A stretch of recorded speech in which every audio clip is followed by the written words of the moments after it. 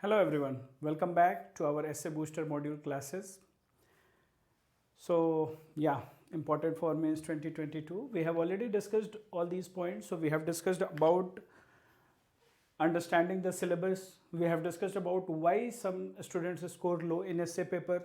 We have also discussed about what are the components of great essay, about introduction, body, conclusion, how the flow should be, about the organic flow.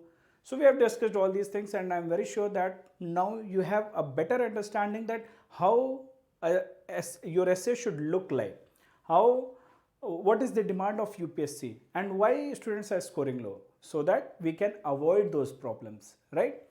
Now, today we will be discussing about structuring arguments. That is our 4 points. We know about arguments. People say that, okay, put arguments, give arguments. But what are these arguments? Arguments. Okay, let's understand them. So when we have to discuss about arguments, structuring our arguments, so arguments can be classified under 3 categories. Okay, so here we have all these 3 categories with us. First of all, we should know about arguments, types of arguments. So we have first category of arguments, which is known as the narrative argument. First I will tell you the categories, then we will take the help of examples to understand it. Narrative argument. Second is supportive argument. The third one is critical argument. Okay, so these are the 3 types of arguments which we should write in essay, or broadly we can categorize our arguments under these 3 categories. Now let's understand it with the help of examples. So let's say the topic is honesty is the best policy. Philosophical essay, our favorite area. So first let's take the example of that topic itself. Honesty is the best policy. Or for that matter, any slow and steady wins the race. Okay, so honesty is the best policy. If what students do generally, a general set pattern is that, okay, take any essay, we will write the narrative arguments, we will start with narrative arguments, then we will write arguments supporting the topic, and then arguments critical to that topic. So this is the general pattern which is followed. When we come to narrative arguments, it is about, let's say, honesty is best policy. So what is honesty? Students are not writing there about why honesty is important, why honesty is best policy. Rather, here people are writing what is honesty, why honesty is important. So that is narrative argument. But at this next, when we are talking about supportive argument, it means that why honesty is best policy. So when you are hitting why honesty is best policy, those arguments are called as the supporting argument for that particular topic. Okay, when we are coming to critical arguments means we will not support the topic which is given, honesty is best policy. Rather, we will question is it that honesty is the best policy only? Or is it that honesty is the best policy always? Sometimes we tell lies, sometimes other values will be important. Sometimes human value is more important than honesty itself. So in that case, will we say that honesty is the best policy always? So such kind of arguments are known as critical arguments. So whenever we are taking any essay topic, we should include these type of arguments, supportive, critical, narrative, so that our essay looks more holistic, more comprehensive, and it will give a glimpse to the reader, evaluator, that yes, we have linked all the dimensions of that particular topic, and it's not one-sided. It will give a holistic view. Okay, so this is about our types of arguments. Let's understand it with the help of another example. So let's say we have this topic, which is a stronger weapon, peace or force. So when we get such questions in the examination hall, first we will look at force and peace, 2 keywords of the topic, and the question, the topic is a stronger weapon. So by default, automatically our mind is trained to think for examples. Automatically it will come that, okay, freedom struggle, it was peaceful. Gandhiji, non-violence, peaceful. So we will immediately think that example. Or the ongoing events, Russia-Ukraine war, World War II, these examples will come for force. World War I, World War II, superpowers like Russia, USA, we will think about all these things. Dominant forces, dominant caste, dominant people, we will think about those people. But we have observed that when students write essay, it becomes a sheet, it becomes an area where we are dumping only examples. Okay, peace is a stronger weapon.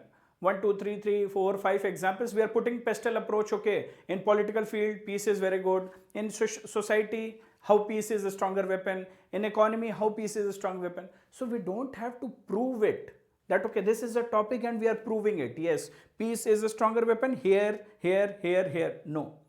Force is a stronger weapon or force is not a stronger weapon. We can see, for example, this, for example, this, for example, this. So sometimes we have seen that students for this particular topic, they end up writing, yes, peace is very strong tool and it is the strongest weapon, it is biggest force. For example, Indian freedom struggle, we can see role of Gandhiji.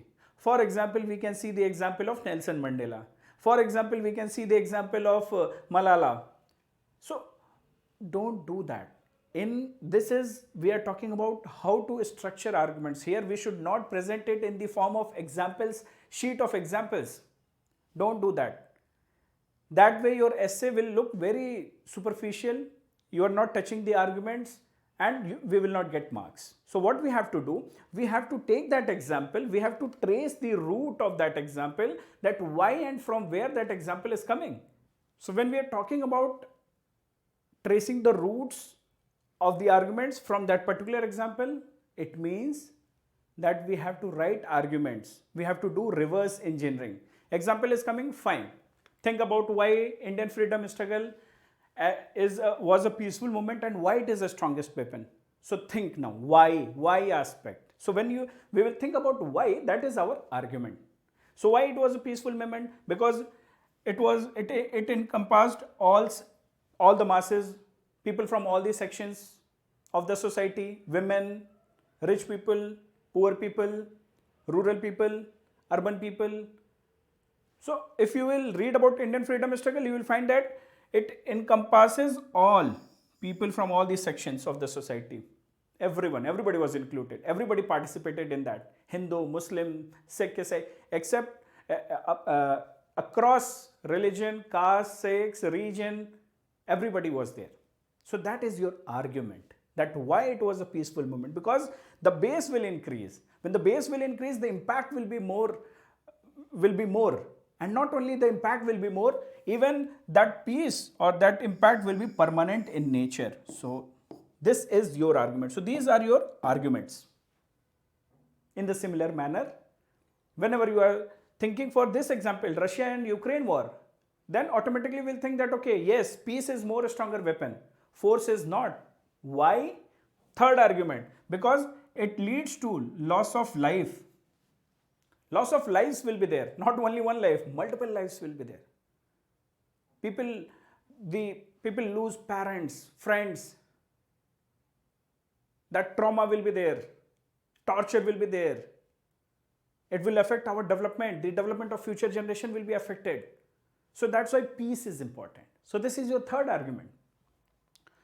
Fourth argument, you can say that whenever force will be there, then it is not a win-win situation for anybody, but peace is win-win situation for everyone, especially in Russia and Ukraine war. Who is winning? Almost it is going on from more than 100 days, but nobody is winning. So peace is win-win situation for all. So we have discussed 4 arguments with the help of our example itself. So these were the supportive arguments that why peace is important. So you have taken the example Russia-Ukraine war, you have taken the example of Indian freedom struggle, you have traced it, you have done the reverse engineering, and we have got 4 arguments. So this is how we should think about arguments. When we think like this, there will be depth in our essays. It will be not a fact sheets of examples. I hope you got it. So this is about understanding types of argument, how to structure them, how to reach them, how to approach them. And for that we have understood the categories: supporting, narrative, supporting, and our critical arguments. Now let's have a look at the other dimensions. We will understand with the help of example how we should structure our arguments. So we have discussed about types, we have discussed about how to trace.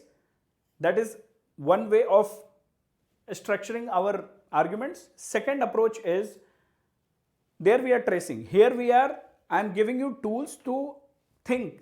We are empowering you to think how you should brainstorm whenever you get a topic, how you should brainstorm with respect to arguments. Let's understand it. So human rights and development. This is very important topic, a perennial topic, contradictory. If human right is happening, then it might happen that development will be affected. If development is happening, then it might happen that human rights will be curbed. So what is right? What is wrong? So a debate is there. In order to write an essay on this topic, we should have our points, we should have our arguments, we should not only prove with examples, okay, human rights violation, there it happened, so it led to development or it suppressed the development. Don't write like this with examples. Let's see that how we can structure. So here we have taken two columns, one is of human rights and this is of development. This is just for your reference purpose. Here we are empowering you to think. So this is what, when you are brainstorming, you do like this. So one scenario when we have human rights is yes, means it is plus. Development is also yes, so that is also plus. Means human rights is also being taken care, development is also happening. So both are plus, both are win-win situation.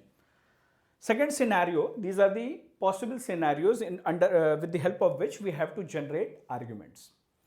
So second scenario is when human rights is not happening, means it is negative.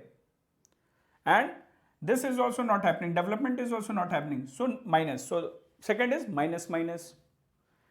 Here human right is being taken care, means it is plus, but development is not being taken care, so it is negative, means plus minus. Can you see how we are proceeding?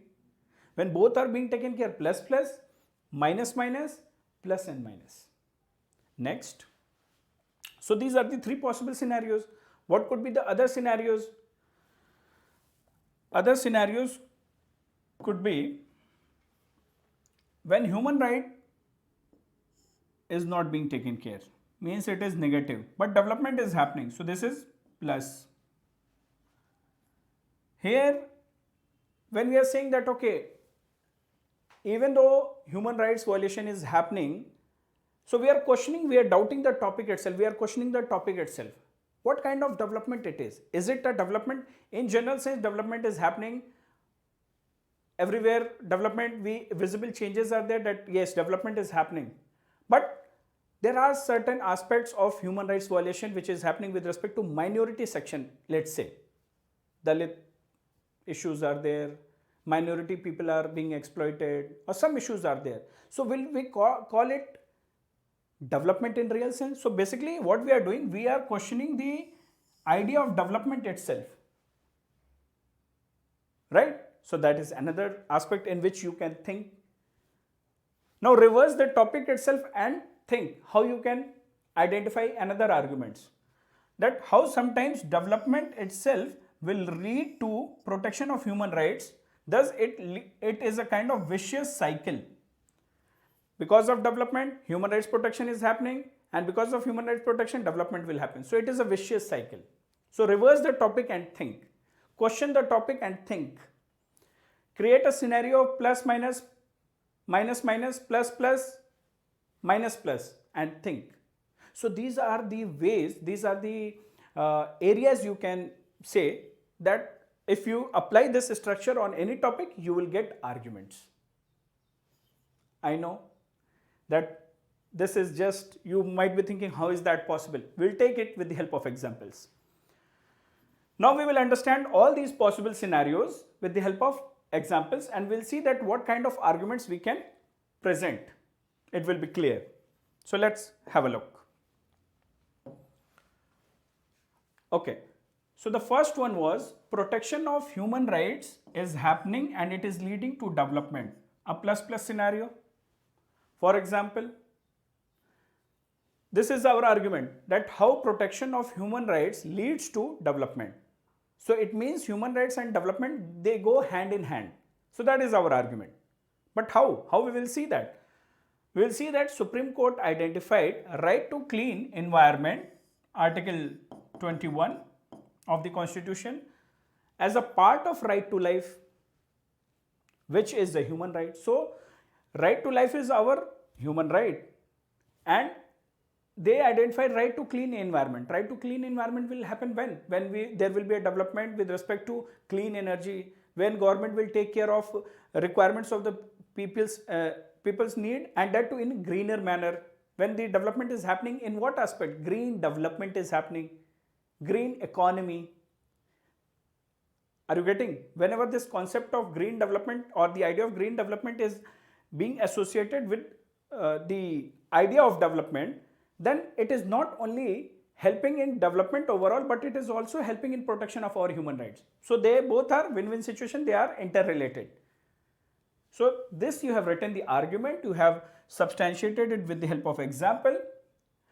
Also in such scenarios, always take the help of quotations, examples, case studies, anecdotes to substantiate your point. It will make your essay more interesting.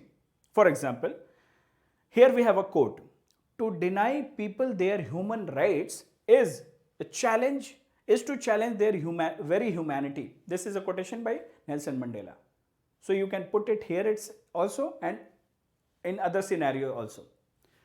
To deny people their human rights is to challenge their very humanity. So use such quotations, take our argument. So whenever we talk about that one paragraph should communicate one argument, it means that in a paragraph, in one single paragraph, your argument should be there, and there should be substantiation of this particular argument with the help of example, or maybe you can write some quotation or observation. So this is one paragraph communicating one idea, one argument with the and substantiation with the help of examples and quotations. Hope you got the scenario and how we should do that. Next we have is the next scenario. So here I am going to read out a story. Basically it is a scene, it is one of the observation which you come across in a newspaper, and then you extract it. We should think how we can use it in essay. For example, this is a case where violation of human rights is happening and thus there is no development. So it is a case of minus minus. Let's see how. When an accident left 32-year-old Raju Bhai's husband severely burned and unable to work, surrogacy seemed the answer to their problems. Are you identifying in what direction this is going? So what was the observation? I thought I will be doing a good deed, my work will get done, and the couple through surrogacy will also get a baby, says an 8-month pregnant Raju Bhai. Right? What is happening in this scenario? Do you think that protection of human rights has happened? Let's take the stakeholders. Husband, he was unable to work, severely burned. Informal sector, no protection, no social security. How will they take care of their needs? Human rights violation or development? Do you think that the human rights, right to livelihood is being taken care? No. Surrogacy. Because of poverty, they were pushed to the walls, they were pushed to take that extreme step. They were pushed to take it as an option to generate revenue or money for themselves, for their livelihood.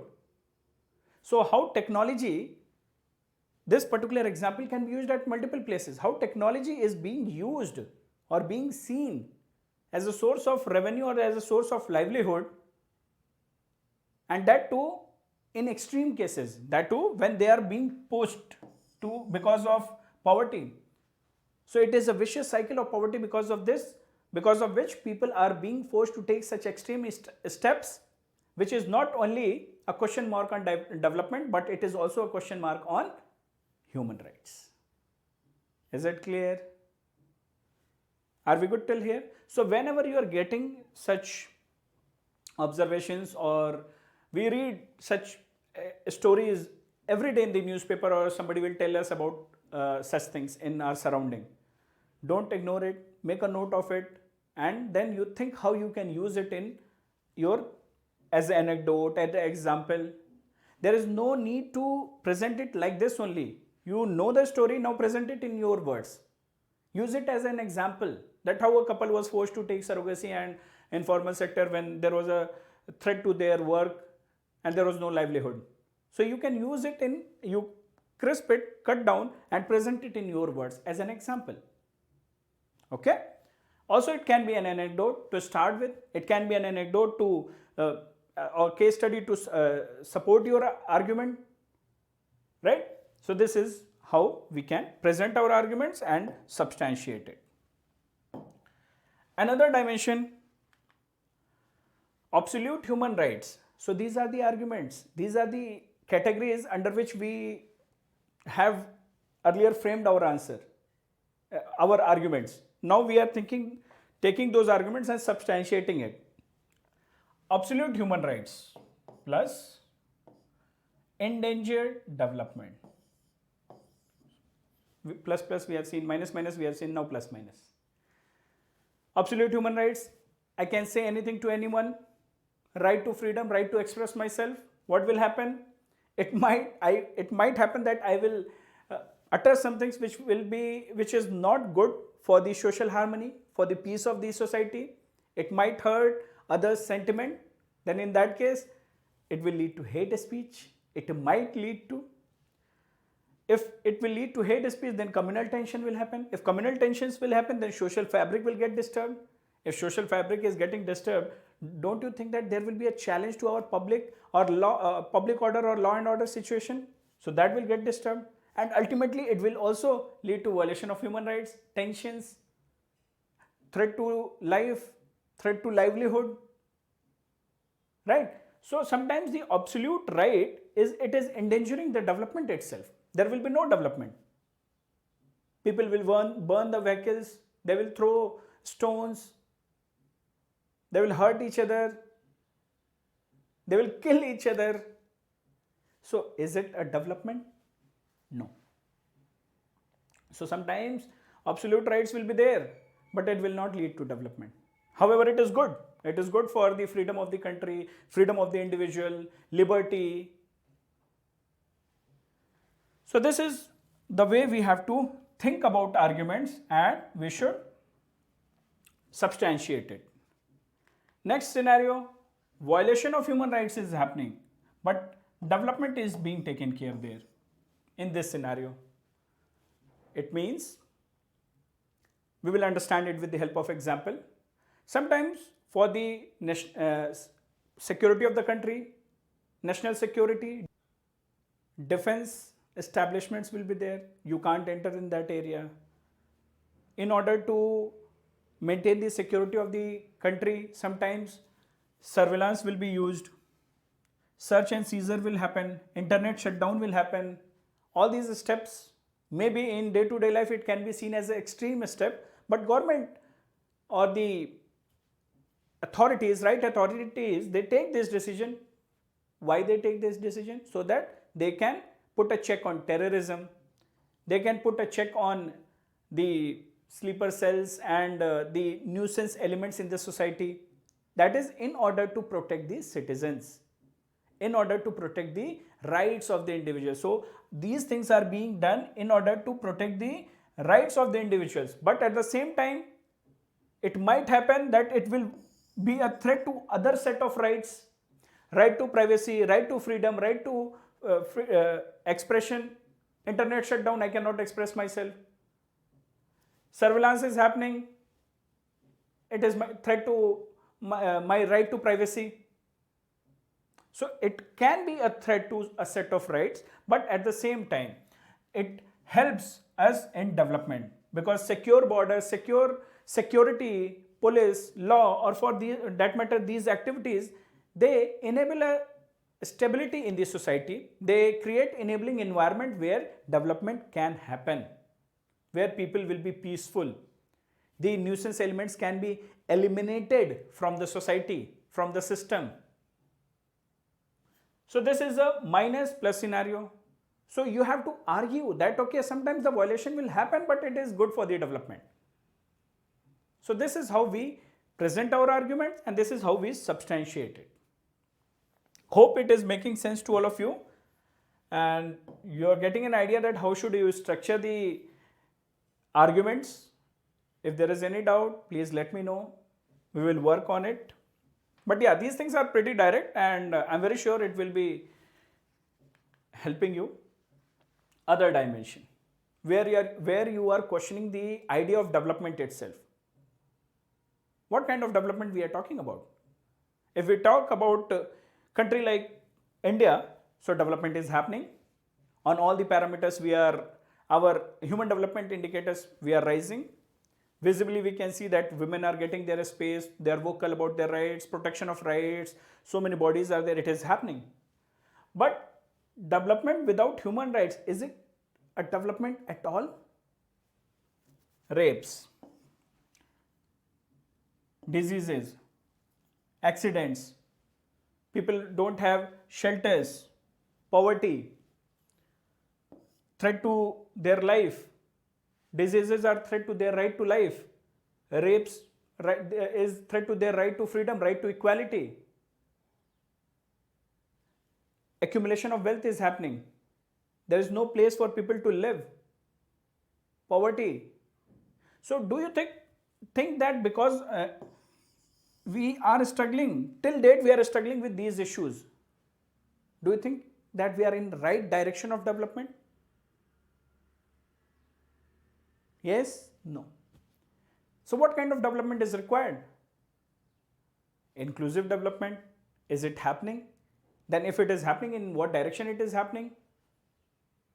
Are we empowering people with right capability? So capability approach, is that a dimension of development? So here what is happening, we are not discussing the topic in depth, or rather I am empowering you that what kind of development you have to question. See, sometimes it will happen that you don't know anything, but if you project like this, then your essay will become very beautiful. You don't have to go in depth. You don't have to write an essay on development itself, but you have to present in such a manner that you have written an essay which is complete in its sense that it has all the kinds of arguments in that. You are thinking from multiple dimensions. So when people say that your answer or your essay should have multi-dimensions, then this is multi-dimension. Multi-dimension of arguments, not multi-dimensions of polity, economy, society, technology, legal, environment. Pastel approach नहीं करना है, ठीक है? What next? Our last set of analysis, or when we were doing the structuring of arguments, so the last was this: how development itself can lead to protection of human rights, and protection of human rights can lead to development. So it is a kind of vicious cycle. Development leading to protection of human rights, and further protection of human rights is leading to development. Right? So it is a vicious cycle. We give right to freedom to someone, they will express themselves, they will question the politicians, they will question the authorities, they will be on their toes and they will focus on development. When they are focusing on development, further it is in a way protecting human rights of the individuals, right to clean air, right to health, right to education. It is development, and that development is leading to protection of human rights. So that way also you can interlink. You interlink the topic, you rotate the topic, invert it, and have a look from that point of view. One caution: whenever you get any topic, honesty is the best policy, or any philosophical essays. Why we started with philosophical essays? Because generally people have this, they have this view that they cannot write philosophical essays. There is a phobia. No, philosophical essays I cannot write. They are the easiest one to deal with. You can go in any direction. You have your own way of expressing your ideas. So that will reflect originality. When people say originality, this is the meaning of originality. So this is how you have to take any topic. You have to put this plus minus and the combination which we discussed, and then you have to take out the arguments from that particular topic. Trust me, easily you will get 9 to 10 or more than that arguments. That is all you have to write. Okay, supportive arguments, counter arguments, narrative arguments, that is all you have to write. Around 10 to 12 or even 10, substantiated with the help of example, present it in a organic flow or maintain the flow, rest is taken care. Okay. Now we will understand the presentation or how we should extract or present our arguments in a different style. So earlier we have adopted a different style. Here we will understand it with the help of another example. So the other topic is environment and development. So environment and development, they are also very perennial, contentious, interrelated topic. Every time debatable topic. What is good? Environment is good or development is good? Can we compromise environment for development? Can we compromise development for environment? These debates are going on and it will be always there.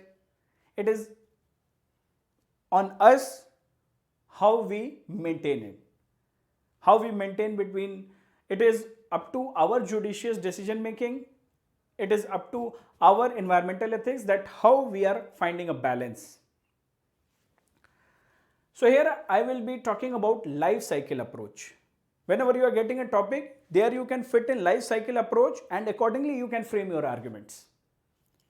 For example, whenever environment and development is happening, development whenever we are talking about humans.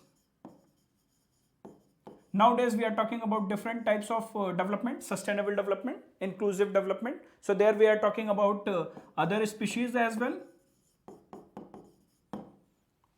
Environment, when we talk about, there also species will be there, humans will be there. So we are ultimately talking about these two only.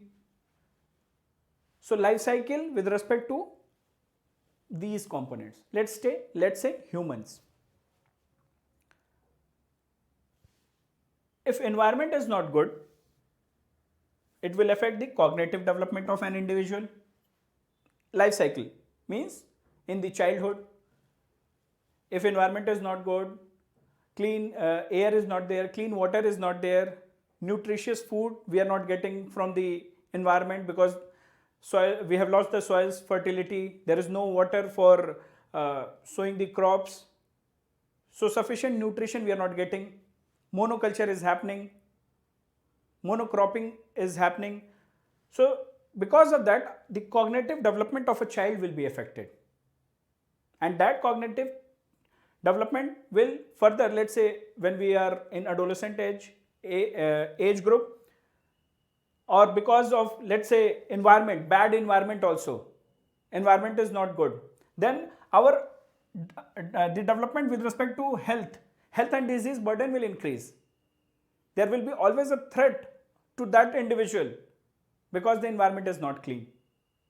And not only that, later the livelihood will be also affected. So if you take human and analyze their life cycle, how bad environment can be a threat to development, that we can analyze, and accordingly we can frame our argument from that particular life cycles. Clear? Not clear? Let's have a look with the help of example.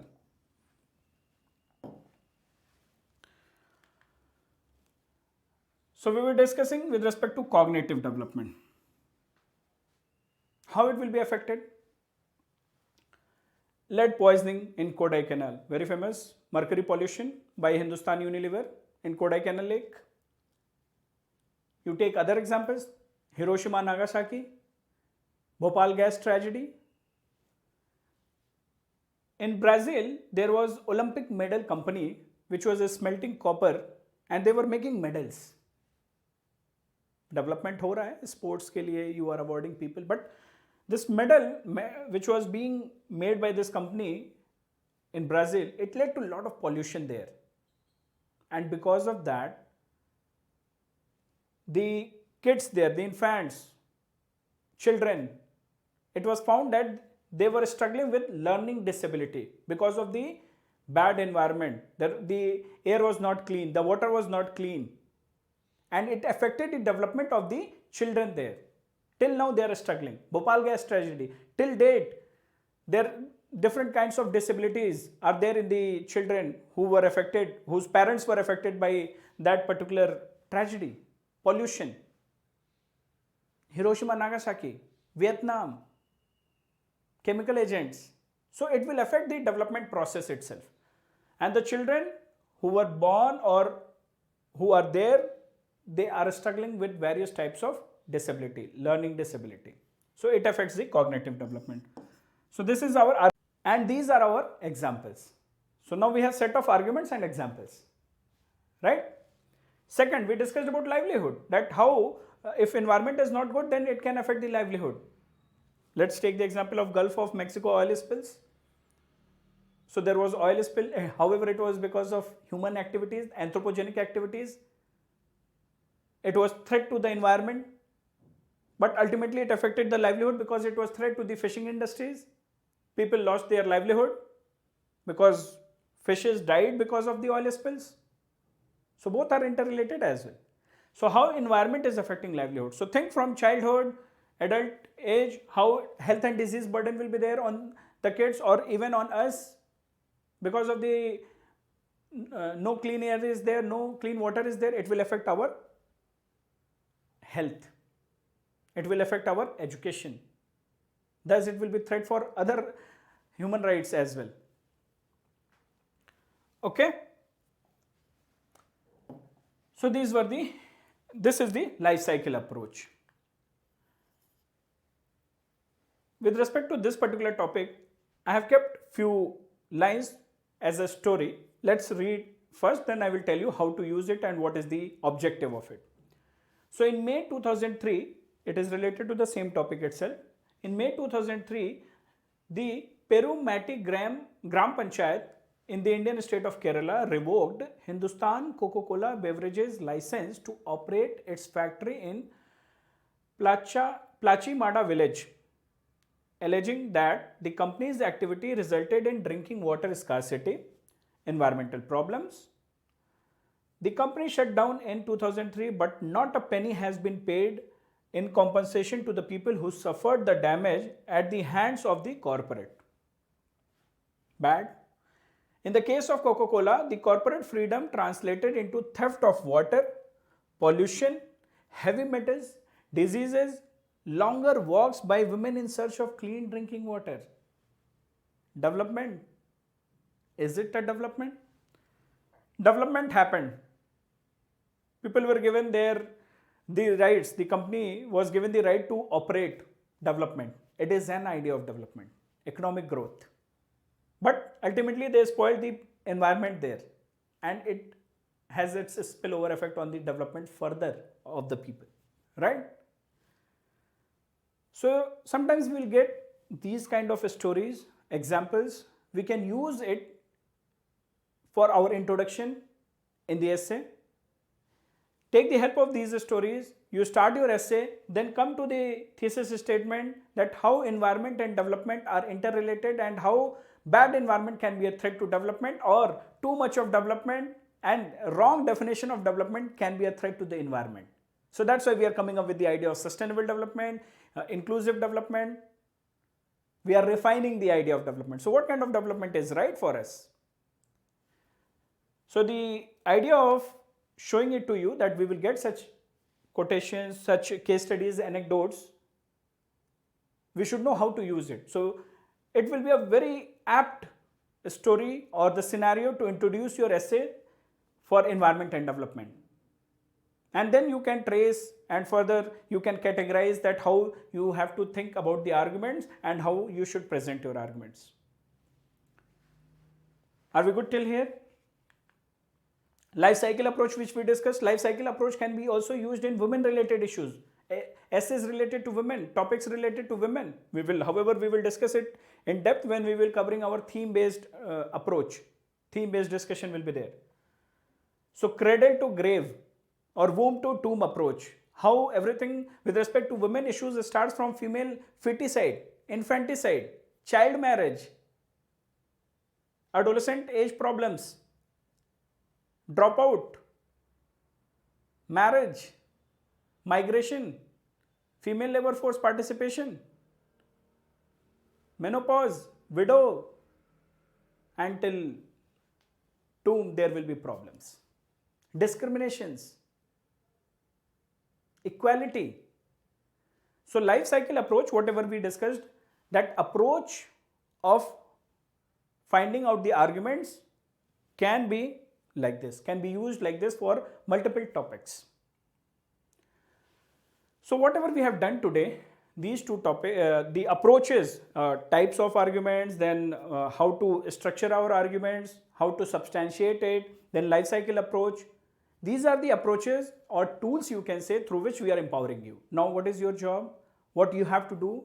You have to take the previous topics from UPSC exams conducted by UPSC earlier, take those topics, apply these techniques or tools there and think whether it is working for you or not. My dear students, it will work only when you will work on it. Just by attending the lecture, it will not happen. So if you are learning something, take it, apply. There is no need to write the full essay. You take the topic, brainstorm and think that on what lines you can structure the arguments. Through these tools, are you able to frame arguments or not? Show it to us. We are there to help you. When you will do this homework, then only we will also get to know whether it is working for you or not. So come back, show your arguments. We will refine it, right?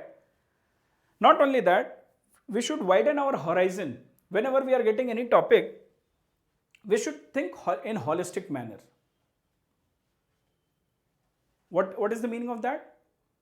Whenever earlier we discussed about development, we discussed about honesty, we discussed about human rights, environment, development. So think broader. What kind of development we are talking about?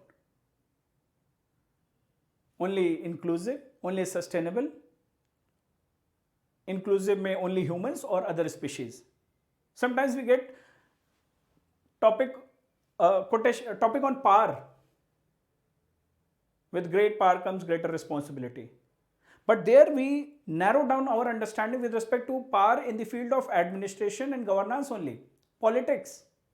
But no, if we will widen our horizon, then we will know that, okay, power of love, power of knowledge, power of pen, power of words, power of money, power of position, power of mind. There is a book, Power of Subconscious Mind, power of patience, perseverance, diversity. So there are 10 dimensions we have discussed. If we think, we can get more points. So when you will widen your horizon, you will be able to think, take that particular topic, decode it, that what could be the possible meanings. Then we can think more arguments. Our dimension will increase. We will not run short of points. Here, when we talk about points, it doesn't mean examples. We are talking about only arguments. Right?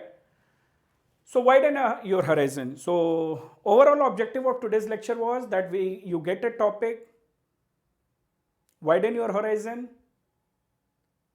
apply the tools and see what kind of arguments you are getting. Whenever you are getting a topic, don't only restrict yourself or present yourself with help of examples only in the essay. Present arguments, types of arguments we have discussed, right? And how to do that, we have learned those tools. So I'm very sure it would have given you or empowered you. And do this at your end. Let us know if there are any problems. Bring it to us. We will discuss it in detail. Okay. So take care. We will meet in the next video. Take care, guys. Bye-bye and have a good day.